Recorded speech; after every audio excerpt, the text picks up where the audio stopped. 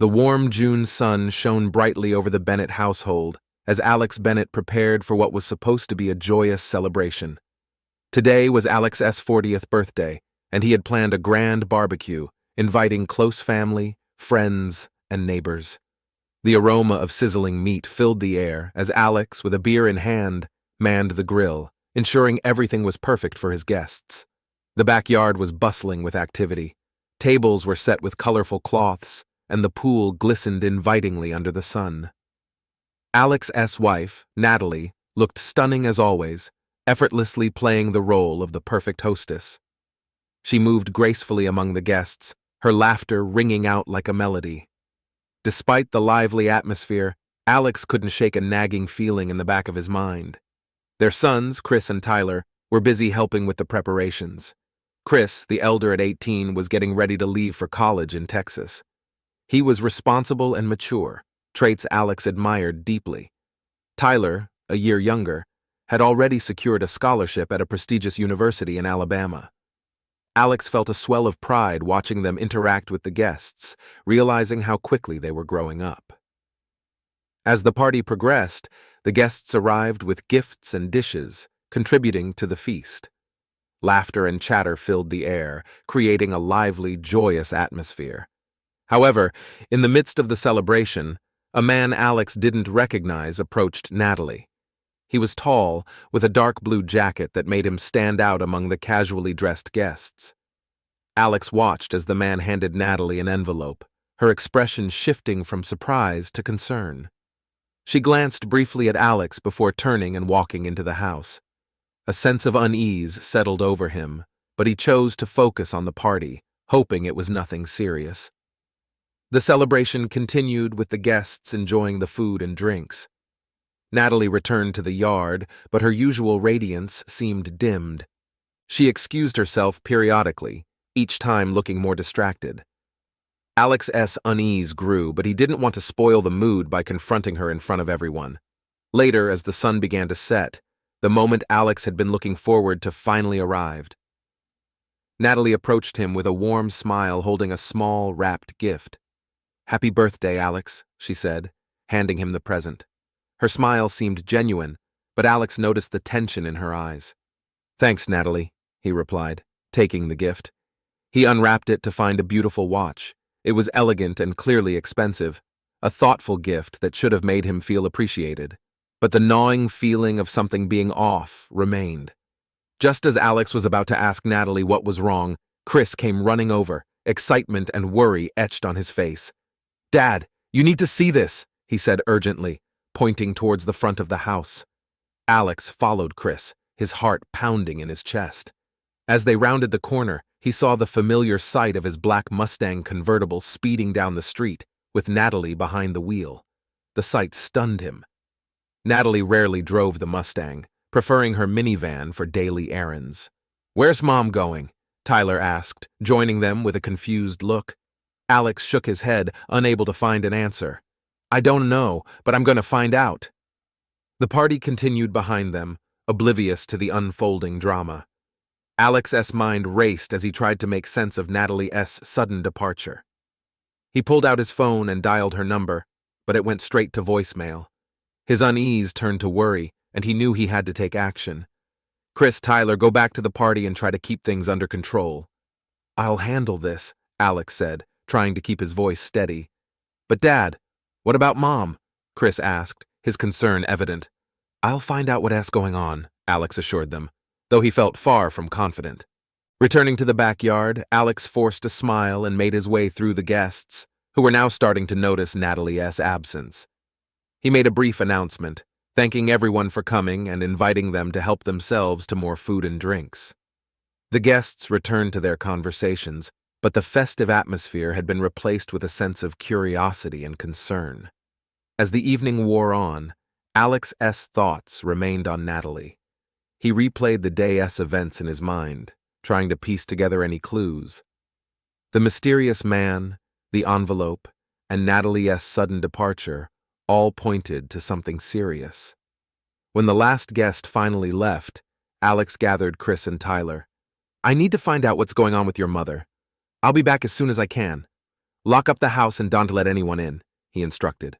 Chris nodded, his expression serious. Be careful, Dad. Alex got into his other car, a sturdy SUV, and set out in the direction Natalie had gone. He knew he wouldn't be able to rest until he had some answers. As he drove, his mind raced with possibilities. What was in that envelope? Who was the man who gave it to her? And why did Natalie feel the need to leave so abruptly? The answers, he hoped, would come soon enough. For now, all he could do was follow the trail and hope it led him to the truth. As Alex Bennett drove through the quiet streets of their suburban neighborhood, he couldn't shake the feeling that something was terribly wrong. Natalie had always been the stable rock in their family, the one who kept everything together. Her sudden departure in the Mustang was out of character and deeply unsettling. Alex's first stop was the gas station near the edge of town. He knew Natalie would have needed to fill up the Mustang's tank if she was planning to drive far.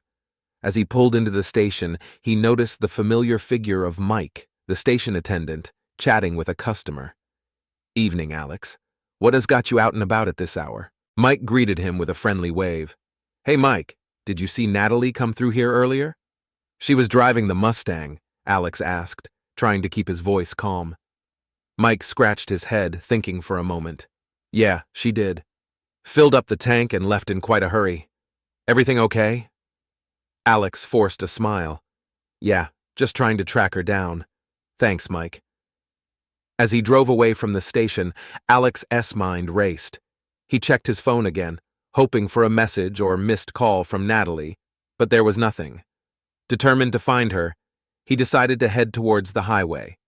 If she was leaving town, that would be her most likely route. Back at home, Chris and Tyler did their best to keep things under control.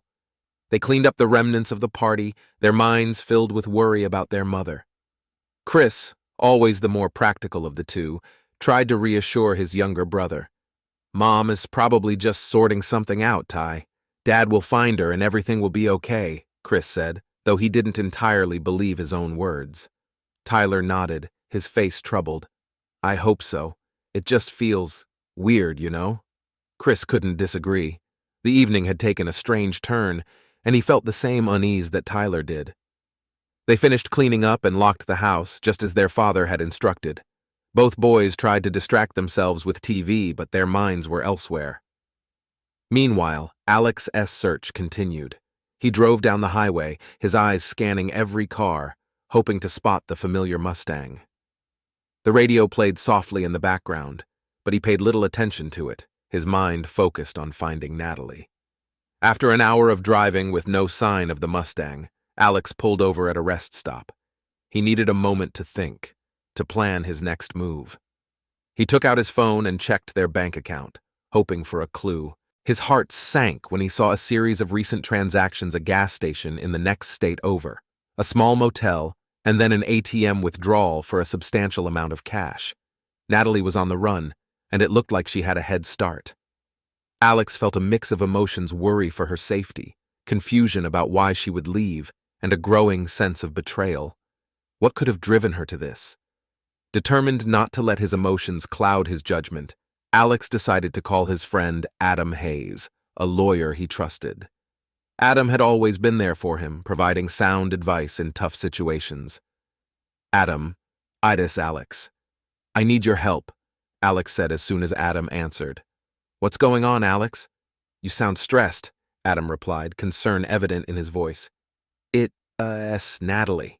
She's taken off, and I think she might be in some kind of trouble. I found some strange transactions on our bank account. I need to find her, Alex explained. Adam paused, processing the information. All right, let's think this through. Do you have any idea why she might have left? Anything unusual lately? Alex hesitated, then recounted the day's events: the mysterious man at the party, the envelope, and Natalie's sudden departure. I have no idea what's in that envelope, but whatever it is, it scared her enough to leave. Adam's voice was calm but firm. Okay, first things first. Cancel your joint cards to prevent her from accessing more funds. I'll see what I can find out from my end. If she's using credit cards, we might be able to track her. Alex nodded, though Adam couldn't see him. Thanks, Adam. I appreciate it. After hanging up, Alex quickly canceled their joint credit and debit cards. He knew it might inconvenience Natalie, but it was the only way to ensure she couldn't drain their accounts. He also hoped it might force her to contact him. Returning to the road, Alex felt a little more in control. He decided to follow the trail of transactions, starting with the gas station in the neighboring state. If he could just catch up to her, maybe he could find out what was going on and bring her home. Back at the house, Chris and Tyler were still struggling to make sense of the situation. Tyler turned to Chris, his eyes filled with worry. "Do you think Mom will be okay?" Chris sighed, putting an arm around his brother's shoulder. "I don't know, Ty, but we have to trust Dad. He'll find her." As the hours passed, the boys tried to get some sleep, but it was a restless night for both of them. Their thoughts were filled with fears and questions, and they couldn't shake the feeling that their lives were about to change in ways they couldn't predict. Alex continued his drive through the night, determined to find Natalie and get to the bottom of whatever had driven her away. The road stretched out before him, each mile bringing him closer to answers, or so he hoped. With a heavy heart and a mind racing with possibilities, Alex knew one thing for certain: he wouldn't stop until he found his wife and brought her back home. Alex arrived at the gas station in the neighboring state as the first light of dawn broke over the horizon. His eyes felt gritty from lack of sleep, but the adrenaline pumping through his veins kept him alert. He approached the station attendant, hoping for any information that might help him track Natalie. "Excuse me?" Alex began, trying to keep his voice steady. "Did you happen to see a woman driving a black Mustang come through here last night?" The attendant, a young man with a tired expression, nodded. "Yeah, I remember her. She seemed pretty flustered, filled up, and left in a hurry. Paid with a card. Do you remember which direction she headed?" Alex pressed, his hope rising. "Yeah, she went west, towards the interstate," the attendant replied. "Hope everything is okay." Alex thanked him and got back in his SUV, heading west as instructed. He couldn't shake the feeling that he was chasing shadows, but it was the only lead he had. As he drove, his mind wandered back to the events of the previous evening, trying to piece together any clues he might have missed. After driving for another hour, Alex's phone rang. It was Adam Hayes. "Alex, I did some digging," Adam said without preamble. "It looks like Natalie made a withdrawal from an ATM at a small motel just off the interstate. It's called the Sunset Inn. Thanks, Adam." "I owe you one," Alex replied, relief washing over him. He quickly plugged the address into his GPS and headed towards the motel. When Alex arrived at the Sunset Inn, he parked his SUV and took a moment to collect his thoughts. The motel was a modest, single-story building with a flickering neon sign. He walked into the office, where a middle-aged woman sat behind the counter, engrossed in a paperback novel. "Good morning," Alex greeted her. "I am looking for my wife. She was here last night driving a black Mustang." The woman looked up, her eyes narrowing slightly. "You mean the lady who checked out early this morning?" "Yeah, she was here." "Do you know where she went?" Alex asked, trying to hide his frustration. The woman shrugged. "She didn't say. Just paid in cash and left in a hurry. Seemed like she was in a real rush." Alex felt a wave of disappointment. He was so close, yet still no closer to understanding why Natalie had left. He thanked the woman and returned to his car, staring at the empty road ahead. Determined not to give up, Alex decided to call Nick Sullivan, a colleague of Natalie's. If anyone knew what was going on at her workplace, it would be Nick. He dialed the number and waited as the phone rang. "Hello, this is Nick," came the familiar voice. "Nick, it's Alex Bennett. I need to ask you something about Natalie," Alex said, trying to keep his voice steady. There was a pause on the other end. "Alex, this is about her leaving, isn't it? I've been expecting your call." Alex's heart skipped a beat. "You know why she left?" Nick sighed. "Yeah, I do. Look, it is not something I wanted to get involved in, but you deserve to know. Natalie was having an affair with Derek Parker, one of our coworkers. They've been seeing each other for months." The revelation hit Alex like a punch to the gut. He gripped the steering wheel, trying to process what he'd just heard. "Derek Parker? How could she do this?" "I don't know, Alex. I only found out because Margie, my wife, overheard them talking. Natalie kept it pretty quiet, Nick explained. I'm sorry, man. I wish I had better news. Alex took a deep breath, trying to keep his emotions in check. Thanks for telling me, Nick. I appreciate it. After hanging up, Alex sat in his car, staring blankly at the dashboard. The betrayal stung deeply, and he felt a mix of anger and sadness.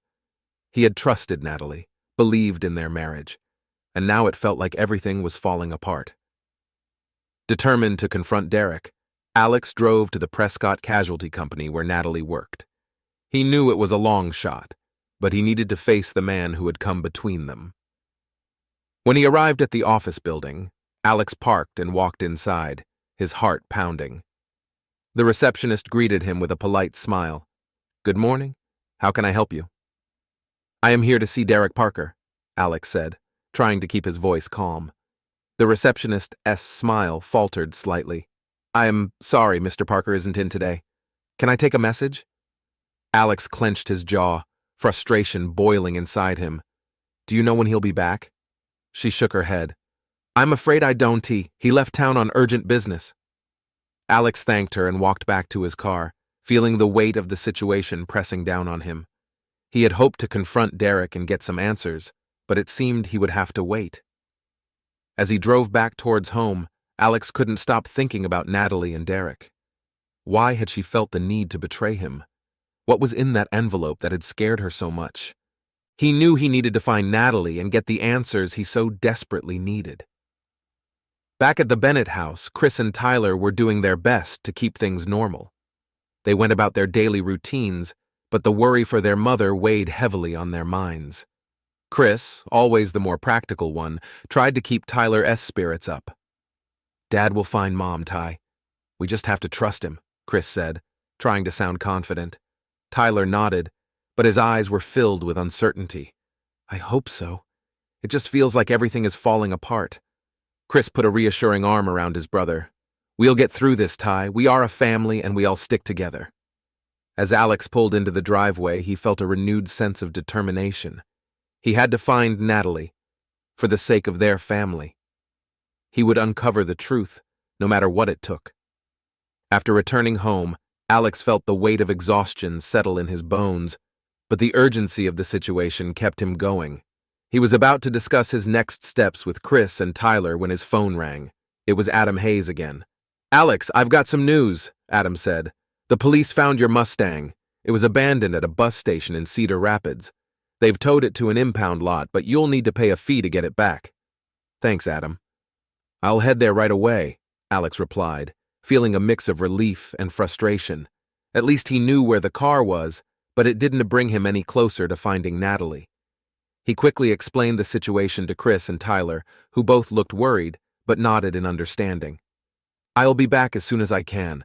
Lock the doors and stay safe, he instructed them. The drive to Cedar Rapids was a blur of thoughts and emotions. Alex couldn't help but wonder what had driven Natalie to such drastic actions. The discovery of her affair with Derek Parker had been a shock, but he knew there had to be more to the story. When he arrived at the impound lot, Alex paid the fee and retrieved the Mustang. The sight of the car, which held so many memories, was both comforting and painful. He sat in the driver's seat for a moment, trying to gather his thoughts. The car was empty except for a crumpled map on the passenger seat. Alex picked it up, noting that it was marked with a route leading west. Determined to follow the lead, Alex drove the Mustang back home and switched to his SUV, which was better suited for a long journey. He packed a bag with essentials, leaving a note for Chris and Tyler, explaining his plan to follow the route on the map. The drive west was long and tiring, but Alex's resolve never wavered. He stopped only for gas and quick meals, his mind focused on finding Natalie and understanding her reasons. As he drove, he replayed their last conversations in his head, searching for any clues he might have missed. After several hours on the road, Alex arrived in a small town marked on the map. It was a quiet place, the kind where everyone knew each other. He checked into a motel, hoping to get some rest before continuing his search. The next morning, Alex woke up early and headed to the local diner for breakfast. He figured it was the best place to start asking questions. The diner was a cozy spot filled with the scent of fresh coffee and sizzling bacon. Alex took a seat at the counter, trying to look inconspicuous. "Good morning," the waitress greeted him with a warm smile. "What can I get for you? Just coffee, please," Alex replied, glancing around the diner. He noticed a few locals chatting over their meals, but no sign of Natalie. The waitress returned with his coffee and a curious look. "You look like you are new in town." "Passing through." "Yeah, sort of," Alex said, deciding to take a chance. "I'm looking for someone. My wife, actually. She was driving a black Mustang." "Have you seen her?" The waitress's eyes widened slightly. "I did see a car like that yesterday. The woman driving it looked pretty stressed. She asked for directions to a bed and breakfast just outside of town." Alex felt a surge of hope.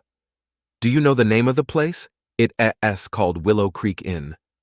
"It is not far from here," the waitress replied, jotting down the directions on a napkin. "I hope you find her." "Thank you," Alex said, leaving a generous tip before heading out. The Willow Creek Inn was a charming, old-fashioned bed and breakfast nestled among trees. Alex parked his SUV and approached the front desk, where a kindly older woman greeted him. "Good morning. How can I help you?" she asked. "I am looking for my wife. She might have checked in yesterday." "Her name is Natalie Bennett," Alex explained, trying to keep his voice steady. The woman's expression turned sympathetic. "Oh yes, she checked in, but I'm afraid she left early this morning quite suddenly." Alex's heart sank. "Did she say where she was going?" The woman shook her head. "No, she just seemed very anxious." "I am sorry I can be more help." Feeling the frustration build, Alex thanked her and returned to his car. As he sat in the driver's seat, he noticed a piece of paper wedged under the windshield wiper. It was a note from Natalie. "Alex, I am sorry for everything. I can't explain right now, but I need you to trust me. I'll be in touch." Natalie. The note provided little comfort, but it was something. At least she was aware of his efforts to find her. Alex knew he couldn't give up now. He decided to head back to the motel to regroup and plan his next move. As he drove back, Alex's mind raced with possibilities. What was Natalie running from? Why couldn't she explain?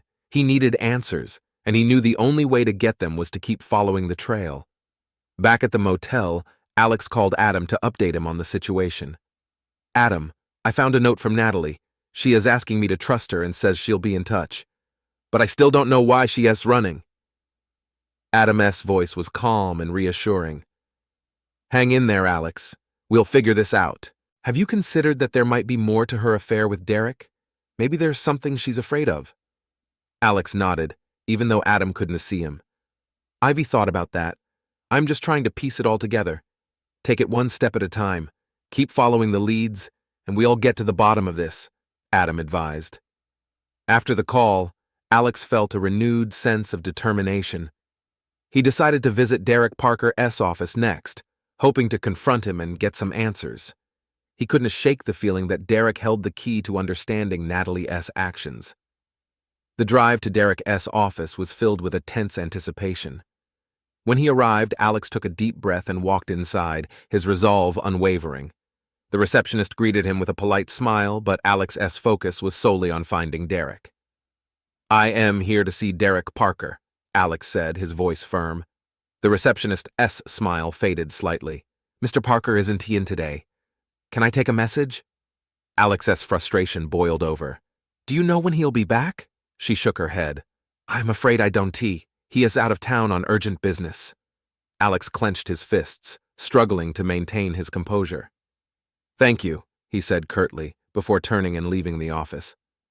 As he walked back to his car, Alex's mind raced with thoughts of what to do next. He knew he couldn't rely on Derek to provide answers, at least not right now. He needed another plan. Returning to the motel, Alex sat down with the map and Natalie's note, trying to make sense of it all. He marked the places she'd been and considered possible destinations. If she was still running, there had to be a pattern, a clue he hadn't seen yet. As night fell, Alex felt the weight of the day's events pressing down on him.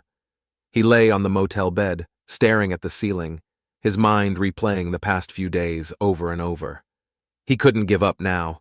Natalie needed him, and he would do whatever it took to find her and bring her back home. The next morning, Alex awoke with a renewed sense of determination. Despite the lack of solid leads, he was resolved to uncover the truth about Natalie's sudden departure and the secrets she seemed to be hiding. He knew his next step was to seek more concrete legal advice and possibly gather some professional help. His friend Adam Hayes had been a great help so far, but Alex needed more support. After grabbing a quick breakfast at the motel, Alex called Adam. "Adam, I need to talk to someone who can help me dig deeper into this. Do you know any good private investigators?" Adam was silent for a moment before responding. "Actually, I do. There is a guy named Paul Mitchell. He is a retired cop turned PI. Very thorough and discreet. I'll give you his contact information." "Thanks, Adam. I appreciate it," Alex replied, noting down the details. After ending the call, Alex dialed Paul Mitchell's number. The phone rang a few times before a gruff voice answered. "Mitchell here. Mr. Mitchell, my name is Alex Bennett. A mutual friend, Adam Hayes, recommended you. I need your help to find my wife. She left suddenly and I believe she is in some kind of trouble," Alex explained, trying to keep his desperation in check. "All right, Mr. Bennett. Why don't you come down to my office and we can discuss the details?" Paul suggested. "Thank you. I'll be there as soon as I can," Alex agreed. Paul's office was located in a small building in the heart of the city. It had the typical look of a PIS office, with blinds half drawn and a well-worn leather chair behind the desk. Paul was a man in his late 50s, with a rugged appearance that spoke of years of experience in law enforcement. "Mr. Bennett, take a seat," Paul said, motioning to the chair in front of his desk. "Tell me everything from the beginning." Alex recounted the events of the past few days, from the birthday party to Natalie's sudden departure, the discovery of her affair, and the mysterious note she left. Paul listened intently, jotting down notes in a small leather-bound notebook. "All right, here's what I think," Paul began after Alex finished. "Your wife is clearly running from something. The affair might just be a part of it, but there is something bigger going on. I'll start by looking into Derek Parker and see what connections he has. In the meantime, I'll trace her recent transactions and see if we can get a clearer picture of where she is headed." "Thank you, Paul. I just need to know she's safe," Alex said, feeling a slight sense of relief. "I'll do my best. I'll keep you updated on any progress," Paul assured him. As Alex left the office, he felt a weight lift off his shoulders. Having professional help meant he wasn't alone in this. He decided to check in with Adam again and update him on the situation. "Adam, I just met with Paul Mitchell. He's going to start digging into Derek Parker and track Natalie's movements," Alex said when Adam answered. "That's good to hear, Alex. In the meantime, I've been looking into Derek as well. Turns out he has a pretty shady past. Several allegations of misconduct at work, but nothing ever stuck. It is possible he is involved in something illegal," Adam revealed. "That would explain a lot," Alex mused. "Thanks, Adam. Keep me posted if you find out anything else." Hanging up, Alex decided to head back home to check on Chris and Tyler. They had been holding up well, but he knew they were worried. The drive back was filled with thoughts of Natalie and what she might be going through. When Alex walked through the front door, Chris and Tyler were waiting for him. "Dad, did you find anything?" Chris asked immediately. "I met with a private investigator. He's going to help us find Mom," Alex explained, trying to sound optimistic. "We'll get to the bottom of this. Do you think she is okay?" Tyler asked, his voice trembling slightly. Alex put a reassuring arm around his younger son. "I think she's trying to protect us from something. We just need to trust that she'll contact us when she can." Over the next few days, Alex stayed in close contact with Paul Mitchell and Adam Hayes. Paul's investigation into Derek Parker revealed a series of suspicious activities, including large cash withdrawals and connections to known criminals. It seemed Derek was involved in something far more dangerous than an office affair. One evening, Paul called Alex with some news. "Alex, I found out that Derek Parker is currently staying at a cabin in the mountains. He's been laying low, which means he's hiding something big. I suggest you confront him, but be careful." "Thanks, Paul. I'll head there first thing tomorrow," Alex replied, feeling a mix of anticipation and apprehension. The next morning, Alex prepared for the confrontation. He packed a bag with essentials and made sure Chris and Tyler were safe at home. He didn't want them to worry, but he couldn't tell them where he was going either. The drive to the mountains was long and winding, but Alex's resolve never wavered. When he finally reached the cabin, he parked a short distance away and approached quietly. The cabin was secluded, surrounded by tall trees and the sounds of nature. Taking a deep breath, Alex knocked on the door. There was no answer, so he knocked again, louder this time. Finally, the door creaked open, and Derek Parker stood before him, looking both surprised and wary. "Alex Bennett," Derek said, his voice cold. "What are you doing here?" "I think you know why I am here, Derek. I want to know what you got my wife involved in," Alex replied, his voice steady. Derek's eyes flickered with something between fear and defiance. "I don't know what you're talking about. Cut the crap, Derek. I know about the affair. I know you're hiding out here. Tell me the truth," Alex demanded, stepping closer. Derek hesitated, then sighed. "Fine, come in, but I'm warning you, it is not going to be pretty." Alex followed Derek inside, the tension between them palpable. Derek poured himself a drink and offered one to Alex, who declined. "It started as an affair, yes," Derek admitted, "but it quickly got out of hand.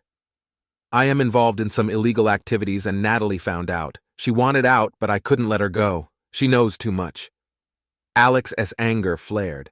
"So you threatened her? That is why she's running?" Derek nodded, looking defeated. "I didn't want to, but I had no choice.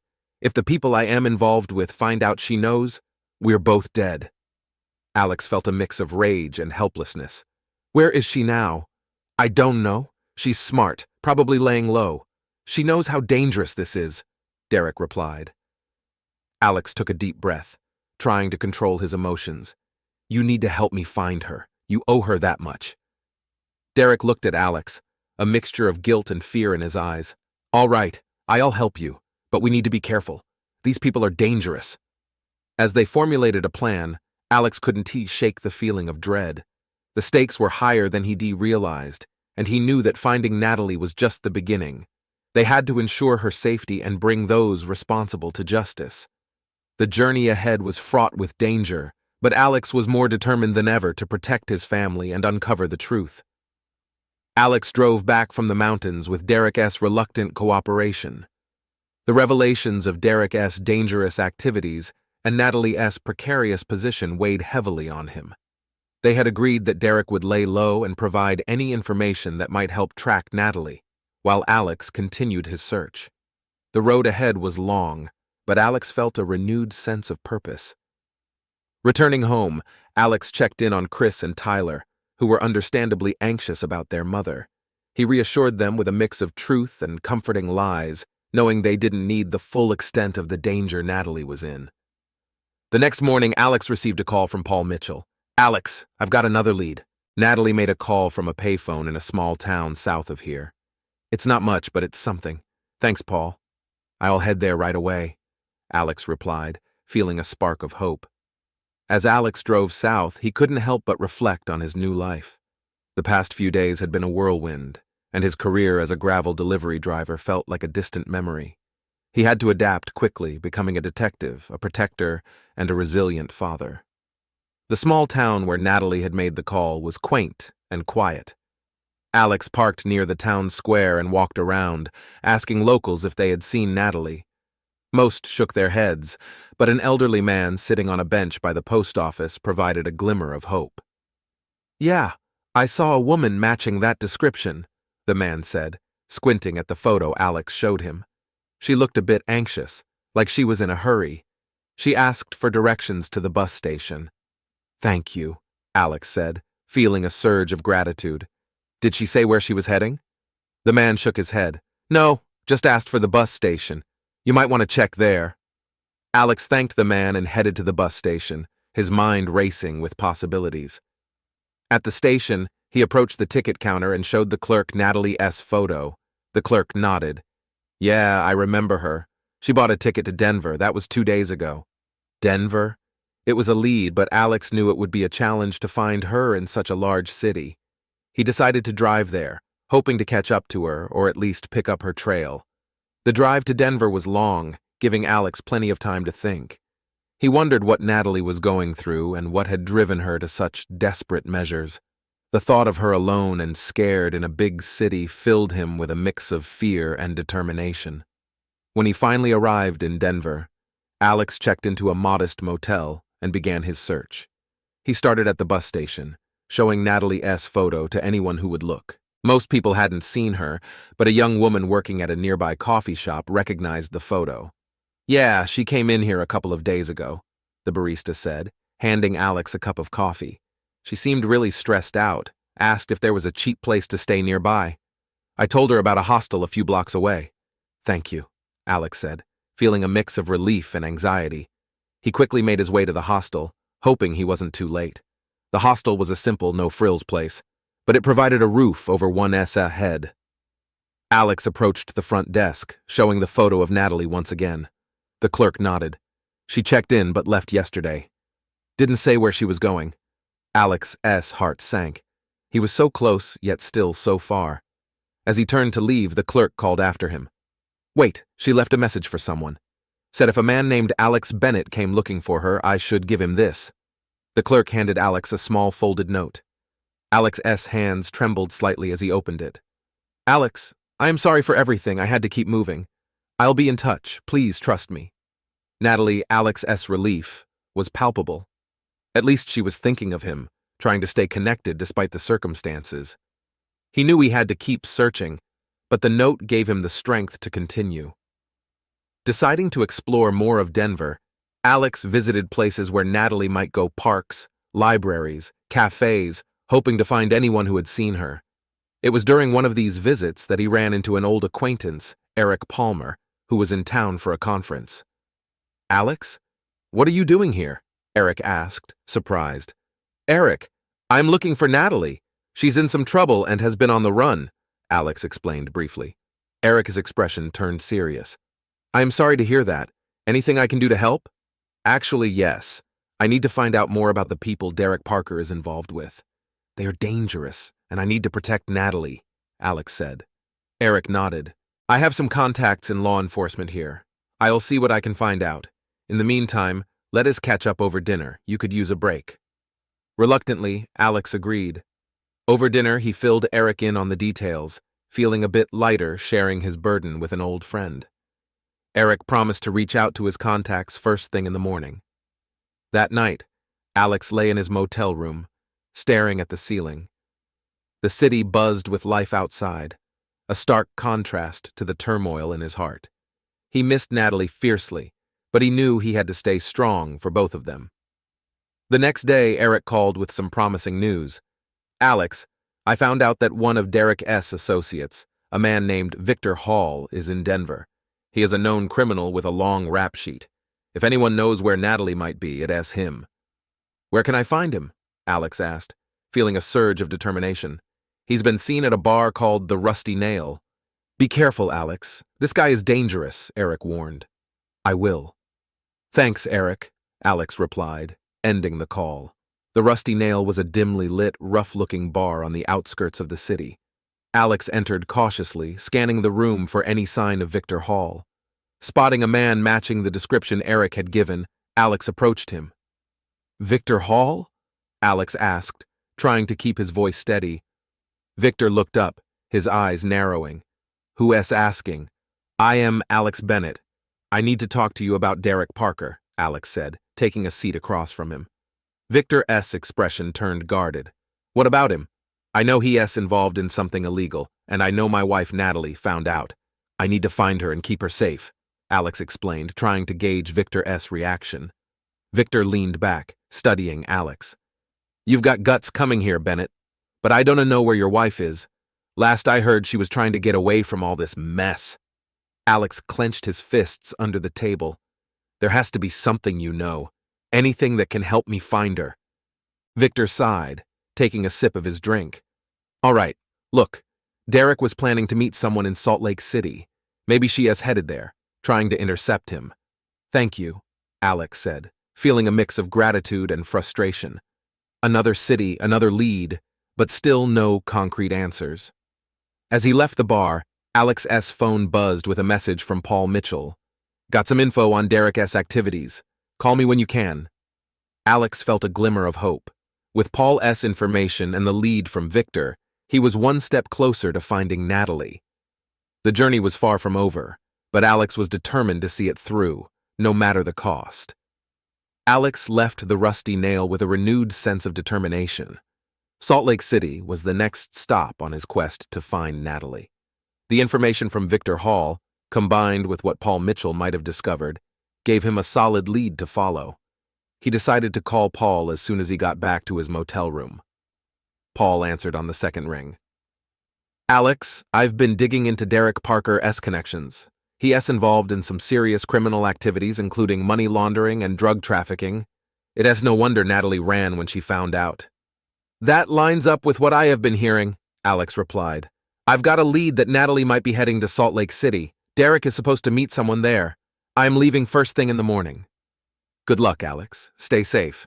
These people are dangerous," Paul warned. "I will." "Thanks, Paul," Alex said, ending the call.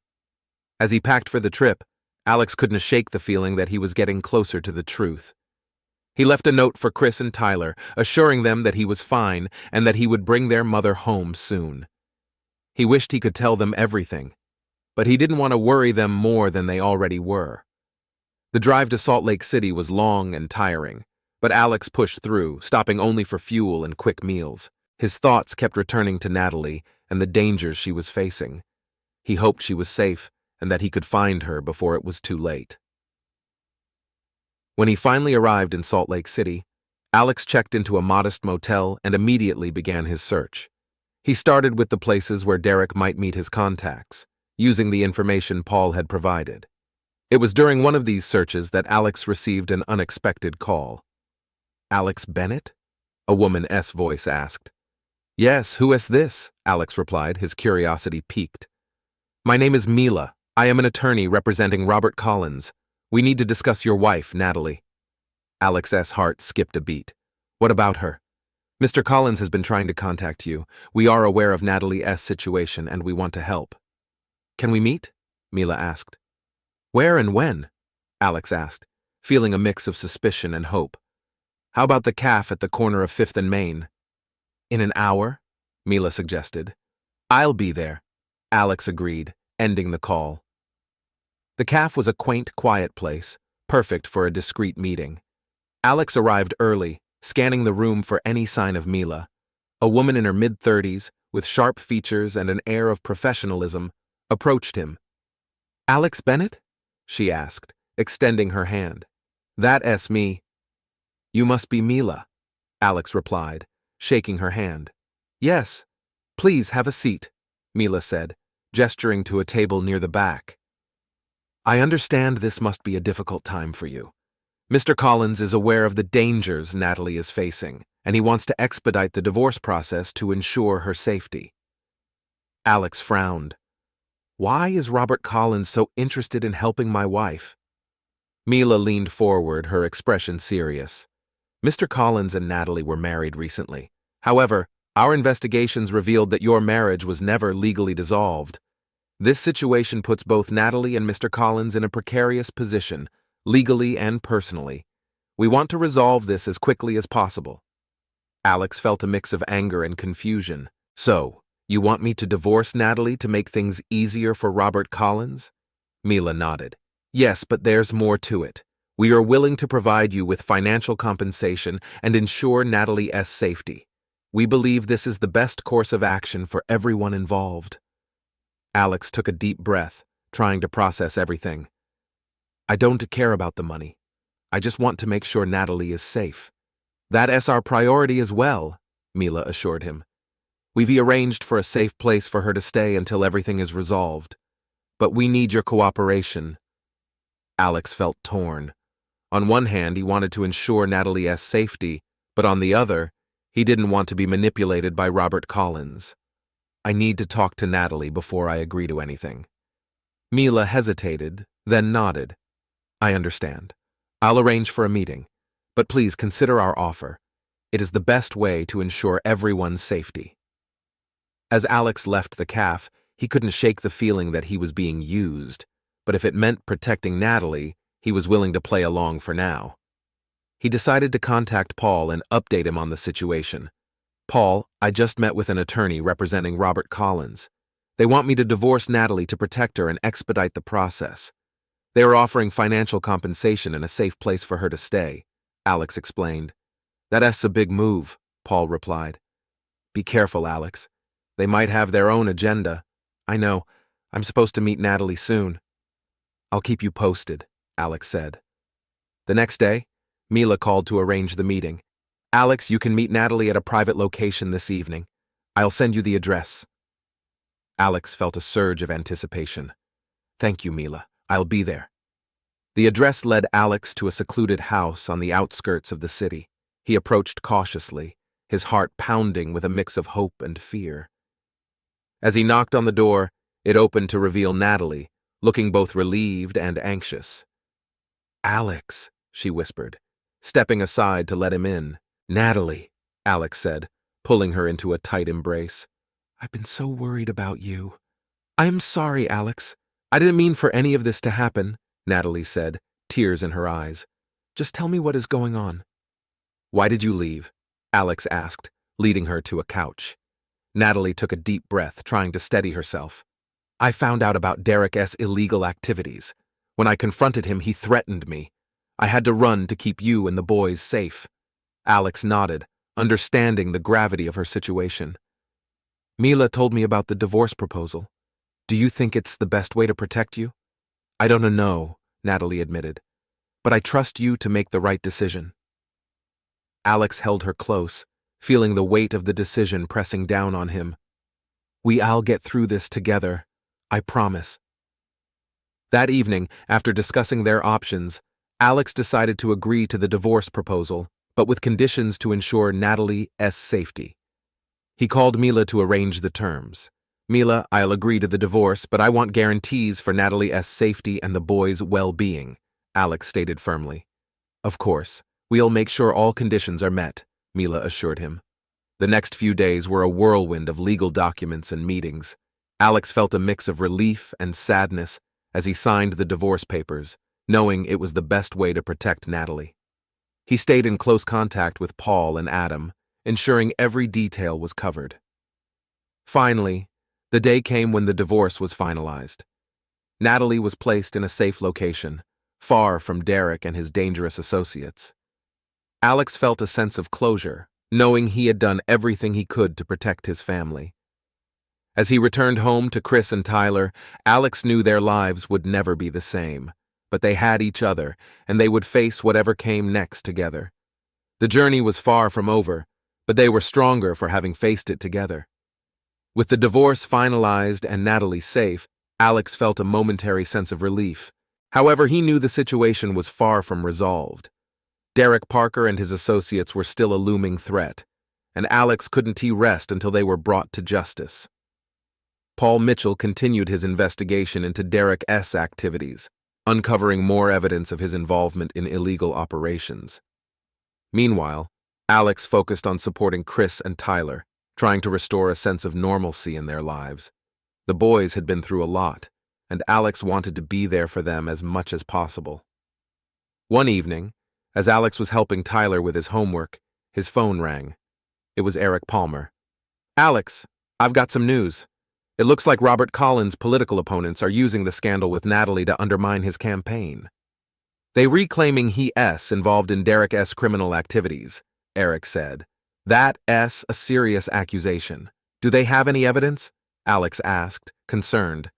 Not concrete, but they are stirring up enough doubt to damage his reputation. Robert's team is desperate to clear his name, Eric explained. Alex sighed. This just keeps getting more complicated. What do you suggest? I think you should meet with Robert. He might be willing to share more information about Derek and his operations. It could help both of you, Eric suggested. All right, set up the meeting. I'll hear what he has to say, Alex agreed. The meeting with Robert Collins was arranged for the following evening at a private location. Alex arrived early, feeling a mix of apprehension and determination. He wanted answers, and he hoped Robert could provide them.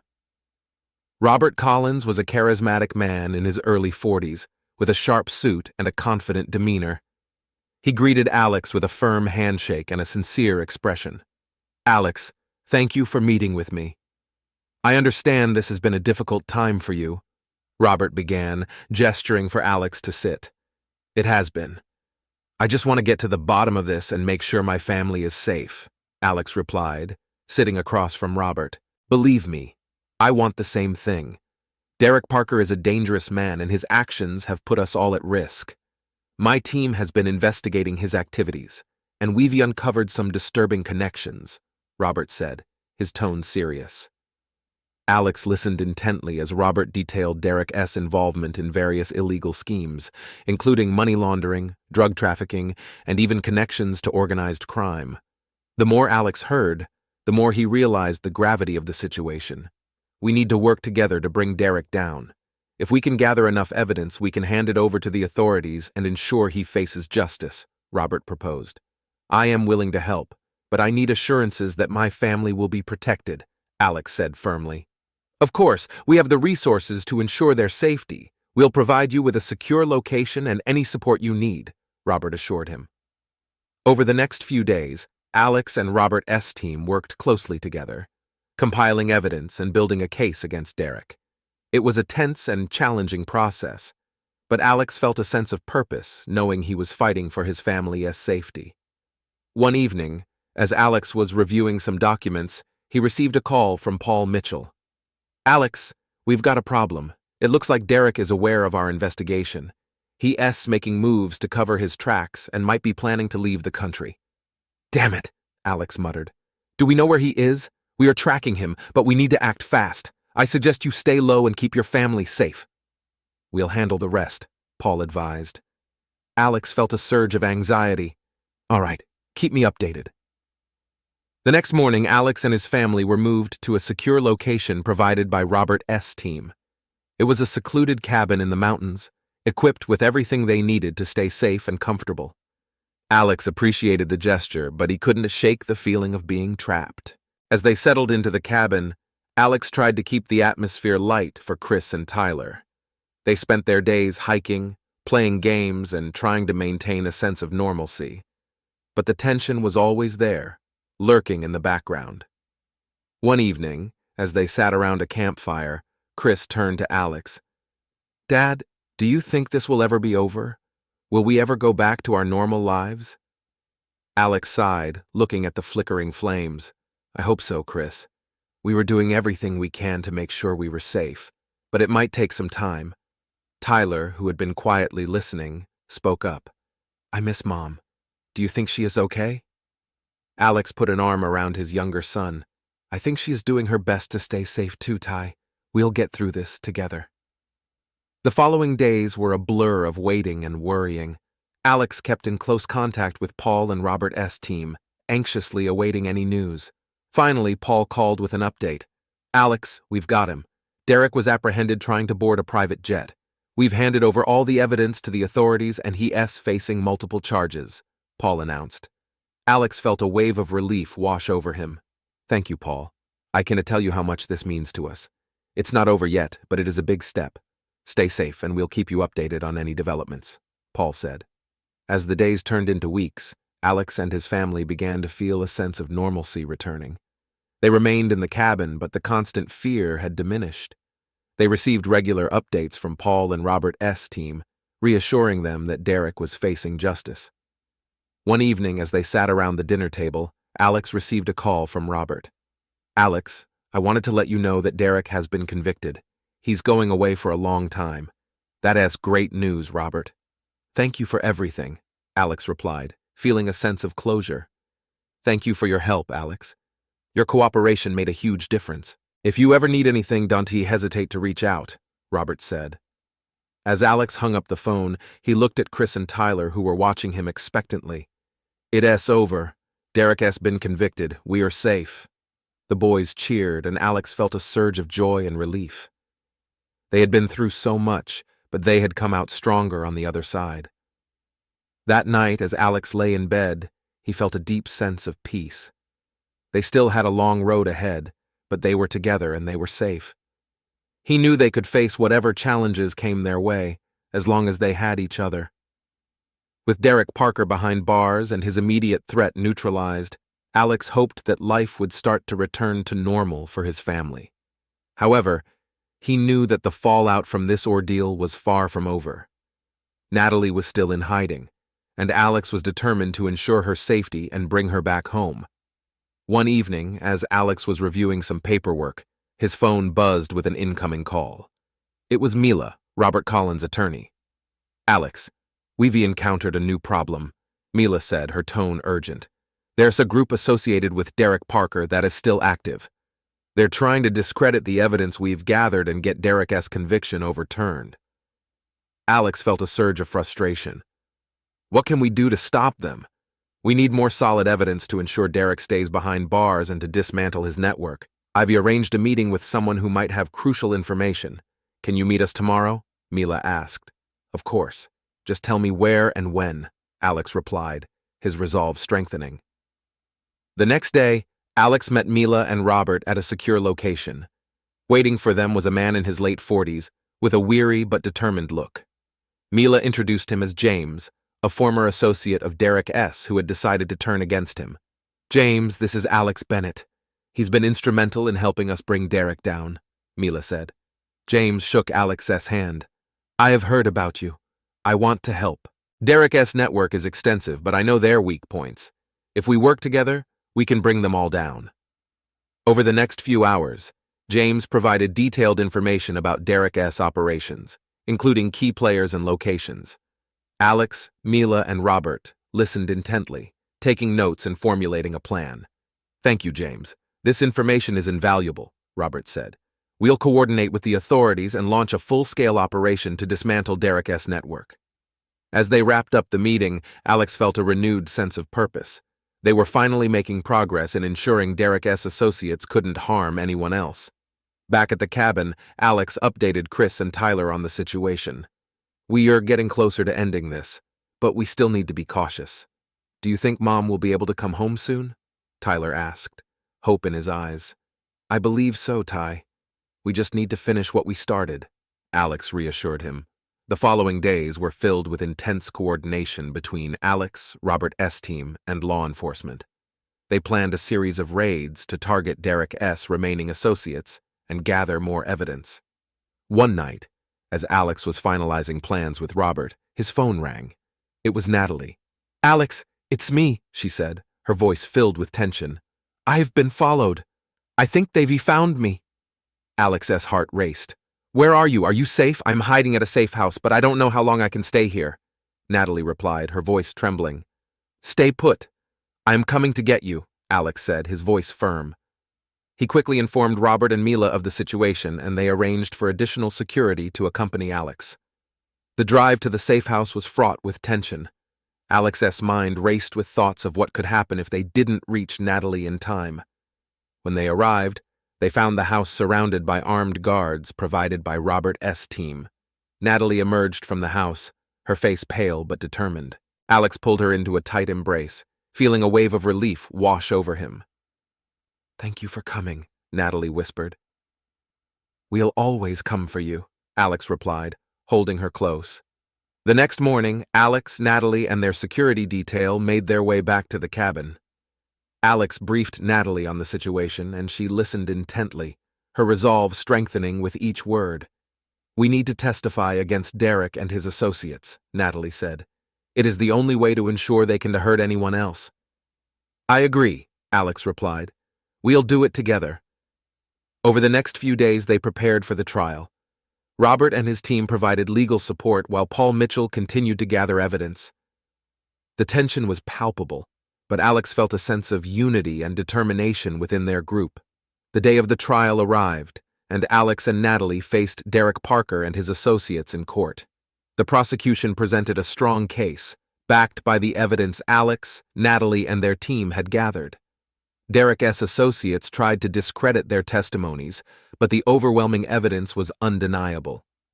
As the trial progressed, Alex and Natalie took the stand, recounting their experiences and the dangers they had faced. Their testimonies were powerful and compelling, painting a clear picture of Derek's criminal activities. When the jury delivered their verdict, Derek Parker and his associates were found guilty on all charges. The courtroom erupted in a mix of relief and satisfaction. Justice had been served. After the trial, Alex and Natalie returned to the cabin, where Chris and Tyler awaited them. The boys ran to their mother, hugging her tightly. It was a moment of pure joy and relief. "We are finally safe," Alex said, his voice filled with emotion. "We can start rebuilding our lives." Over the next few weeks, Alex and Natalie focused on healing and moving forward. They worked on rebuilding their relationship and providing a stable, loving environment for Chris and Tyler. One evening, as they sat around the dinner table, Alex looked at his family, feeling a deep sense of gratitude. They had faced unimaginable challenges, but they had come out stronger on the other side. "We did it," Alex said, raising his glass. "To new beginnings and a brighter future." "To new beginnings," Natalie echoed, her smile radiant. As they clinked their glasses, Alex felt a profound sense of peace. They had faced the darkness together and emerged into the light. The road ahead was filled with hope and promise, and Alex knew they could face anything as long as they had each other. The trial-esque conclusion marked a turning point for Alex, Natalie, and their family. With Derek Parker and his associates behind bars, the immediate danger had passed. The family could finally focus on healing and rebuilding their lives. The first few weeks after the trial were a whirlwind of activity. Alex and Natalie worked closely with Paul Mitchell and Robert Collins to ensure all loose ends were tied up. They wanted to make sure that any lingering threats were dealt with, and that their family could truly move forward without fear. One morning, as Alex and Natalie were enjoying a quiet breakfast, Paul's call brought unexpected news. "Alex, we've received word that a few of Derek's lesser-known associates are still at large. They're not as dangerous, but we can't be too careful. I recommend keeping a low profile for a little while longer," Paul advised. Alex sighed, feeling a mix of frustration and determination. "Thanks for the heads up, Paul. We'll stay cautious." After ending the call, Alex turned to Natalie. "Looks like we're not completely out of the woods yet. Paul suggests we keep a low profile for a bit longer." Natalie nodded, her expression resolute. "We can do that. The boys need stability right now, and we can't afford to let our guard down." Despite the lingering threat, Alex and Natalie decided to make the most of their time in the cabin. They focused on creating positive memories with Chris and Tyler, turning their temporary home into a sanctuary. They spent their days hiking, fishing, and enjoying each other's company, savoring the simple pleasures of life. One afternoon, as they were sitting by the lake, Chris turned to Alex with a serious expression. "Dad, what happens next? Are we going back home?" Alex smiled, putting an arm around his son. "We will, Chris, but for now, we are staying here a bit longer to make sure everything is safe. Then we'll go back and start fresh." Tyler, who had been listening quietly, spoke up. "I like it here. It feels peaceful." Natalie nodded, her eyes reflecting the same sentiment. "It does, but we'll make our home peaceful too, once we re-back." As the days turned into weeks, the family settled into a comfortable routine. Alex and Natalie took the opportunity to have deep, meaningful conversations about their future. They discussed their hopes, dreams, and the steps they needed to take to rebuild their lives. One evening, as they sat on the porch watching the sunset, Natalie took Alex's hand. "I'm so grateful for everything you've done, Alex. I know it hasn't been easy." Alex squeezed her hand, his heart full of love and determination. "We are in this together, Nat. We always have been, and we always will be." Their bond had been tested, but it had emerged stronger than ever. They knew there would be challenges ahead, but they also knew they could face them as a united front. Eventually, Paul called with good news. "Alex, we've tracked down the remaining associates. They are in custody now, and the immediate threat is neutralized. It's safe for you to go back home." Alex felt a surge of relief. "Thanks, Paul. We appreciate everything you've done for us." After ending the call, Alex turned to his family with a smile. It's time to go home. The return to their house was emotional. It felt like they were stepping into a new chapter of their lives. The house, once filled with memories of turmoil and uncertainty, now felt like a place of hope and renewal. Over the next few months, Alex and Natalie focused on creating a stable, loving environment for Chris and Tyler. They renovated parts of the house, turning it into a space that reflected their journey and their resilience. Alex also decided to return to work, but with a new perspective. He found a job that allowed him to spend more time with his family, valuing the moments they had together more than ever before. One Saturday morning, as the family was enjoying breakfast together, the doorbell rang. Alex opened the door to find Robert Collins standing there, a warm smile on his face. "Robert, it's good to see you," Alex said, shaking his hand. "Likewise, Alex. I wanted to check in and see how you were all doing," Robert replied, stepping inside. As they sat in the living room, Robert shared updates on his own life and his political career. He thanked Alex and Natalie once again for their cooperation and courage during the trial. "You both showed incredible strength. I am grateful for your help, and I'm glad to see you redoing well," Robert said, his tone sincere. Natalie smiled. "We couldn't have done it without the support of people like you and Paul. Thank you for standing by us." After Robert left, Alex felt a deep sense of gratitude. They had come a long way, and the future looked bright. That evening, as they sat in the backyard watching the stars, Alex made a promise to his family. "No matter what happens, we'll always face it together. We were stronger than ever, and nothing can change that," Alex said, his voice filled with conviction. Chris and Tyler nodded, their faces reflecting the same determination. Natalie leaned against Alex, feeling the warmth of his promise. As they looked up at the night sky, the stars seemed to shine brighter, symbolizing the new beginnings and endless possibilities that lay ahead. The road had been long and arduous, but they had emerged stronger, united by love and resilience. With the past behind them and the future wide open, the Bennett family knew that they could face anything as long as they had each other. Thank you for listening to this story. Subscribe to my channel, put a like under the video, and write a comment about how you liked this story and what stories you want to hear.